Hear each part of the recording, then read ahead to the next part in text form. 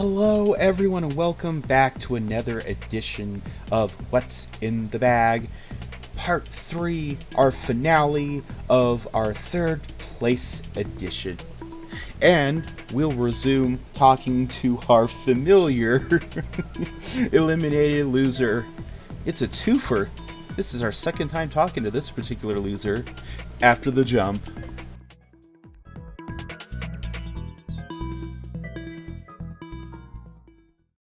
Eliza Devereaux-Dupree from Copperdale. How the fuck have you been, girl? We already talked once, and I thought that was it. Even though you had 2 wins under your belt, and you're charismatic as hell, and you're a snappy dresser, and I thought, wow, Morgan's kicking this bitch off the show already? Wow. Shows how much I know, right? Because you came back, and you made it to the finale, but you didn't get to lip sync. Isn't that just like a war crime? Isn't that a hate crime against humanity? How do you feel about that, Delilah? How do you feel about being such like a loser? Well, Eliza, obviously it doesn't feel good being a loser in any circumstance, but I did make it further than most other queens would hope to achieve, and I feel like that I've achieved something. I've achieved greatness with myself, and people are going to recognize that and realize it one way or the other. I, Delilah Devereaux-Dupree, I came, I saw, and I conquered. I just didn't conquer with the crown, unfortunately. Delilah, you know me, I hate being a Badinsky, but I just have to ask, what happened to your original voice? I seem to recall that when you first started on the show, you had this like high-pitched, more effeminate, kind of perky voice. And now you kind of sound like Betty Davis, like you sound like an old lady. Like, what's going on with that? Well, you see, Eliza, that is actually my true voice. The falsetto was in fact false, and it was very grating and draining on my voice to put that on each and every time. So sometime into the earlier part of the competition, I decided to retire it and just speak naturally. I had hoped people wouldn't catch on, but whatever, it is what it is. And life, as they say, moves on. Oh, okay, thanks for that clarification. I was under the impression for a while there that after copious amounts of alcohol, that you had somehow tricked yourself into believing that you were Betty Davis. Isn't that nuts? That's nuts. Okay, so, Betty, I'm sorry, Delilah, let's look into the bag. Let's plunge into your bag. Your very expensive Chanel bag that you have brought with us tonight. Delilah, what's in the bag? So this gorgeous lady in black over here was to be your lip sync for the crown look. And honestly, just looking at it, it looks very functional and stylish. You got the fingerless gloves, which aren't really necessary, but it goes with the look. It's better than not wearing anything. The hair, I remember, was on point, kind of like a stylish old lady look. You had the black earrings, the black makeup, lots of black. It was actually a throwback to my high school days. I hung around with the goths, believe it or not. You, from Copperdale, a goth? I can't believe it. It is true, Eliza. It is more truer than the crow's feet forming at the edges of your eyes. Okay. Okay, let's stop joking around. The boots. Stylish and functional. The little jumpsuit. I love this look. It's so simple, but it works. And it's stylish. It really says Delilah Devereaux-Dupree when she's here to kick ass. And obviously, did you know that you were going to have to lip sync in episode 7 for the roast? No, I didn't believe I did that poorly until my name was called. I thought it was at least I didn't feel that I had won, but I felt it was at least a safe routine performance. But did you? And I bet you felt like that what you were wearing, because they didn't give you time to change. So did you feel like the outfit you were wearing was functional for lip sync? Oh, absolutely not, Eliza. Absolutely not. It was so constricting, and the pants that were baggy and the chain prevented me from doing a lot of maneuvers in them. I don't think I've seen you do a whole lot of maneuvers. We were really deprived from a full-on Delilah Devereaux experience for the finale. Truer words have never been spoken. You will never know just how much you missed out, Eliza. Did you have a reveal planned? Because this looks like you could hide a bodysuit or a swimsuit somewhere in there. Well, Eliza, let's just say if there's an All-Stars around the corner, I might pull that old gown out of retirement. All-Stars. Now, there's an interesting topic. Delilah Devereaux Dupree, you walked away loser in 3rd place, but you had 2 wins. You met the bare minimum criteria to be in the finale. By all counts, you were probably Moxie's strongest competition. I mean, yeah, Pavo was there, but I feel like Pavo got wins based on being competent in the moment, whereas I feel you were very strong all throughout the competition. You just didn't get wins for all the... I mean, you can't get a win every single time. Otherwise, just crown her already, right?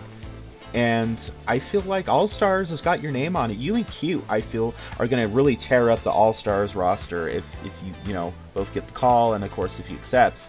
Eliza, nothing would please me more than to get the All-Stars call, and it's going to be interesting because, as we all know, it'll be queens from all across the franchise competing for a crown, and they'll be hungrier than ever, they'll be more ravenous, and I will have to bring that hunger out. I will have to show you things you've not seen from me, from Delilah Devereaux Dupree, if I want to win. And it might not be All-Stars, it might be another competition down the road, but I just want to assure the fans that if I get the call, if Delilah Devereaux Dupree gets the call, I will heed that call.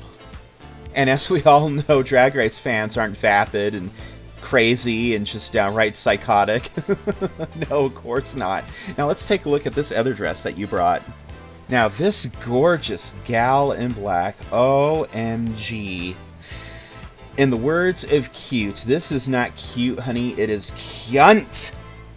I love this look, Delilah. I love it. I almost called you Dahlia. The shoes, the stockings, the dress, which is a designer dress, the gloves. Usually I only like those long gloves on certain dresses. This dress meets the criteria. And it doesn't match the outer shade of dark, but it matches the inner shade of dark, if that makes sense. Oh, absolutely. I chose accordingly. I chose this look on purpose.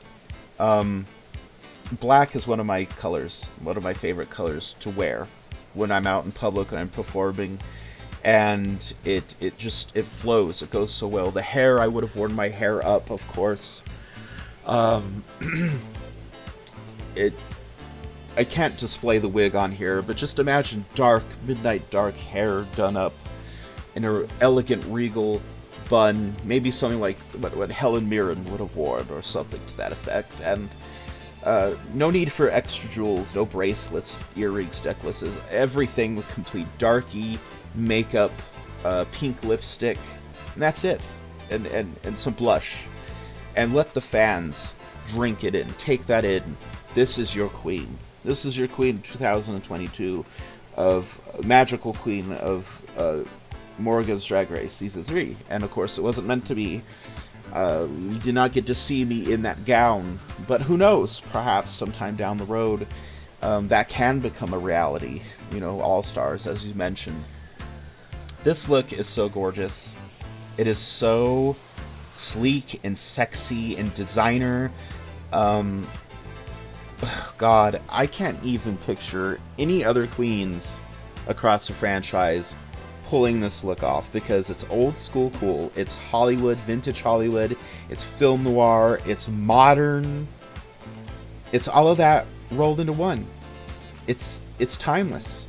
Honestly, Eliza, you're correct, it is timeless. These sleek black looks of the damsels of the day are timeless. The starlets would wear these in their public appearances, the photo shoots, interviews, like the late great Betty Davis. would wear very similar attire, sometimes accompanied with a fur. Of course, we don't do that in today's day and age, unless it's a faux.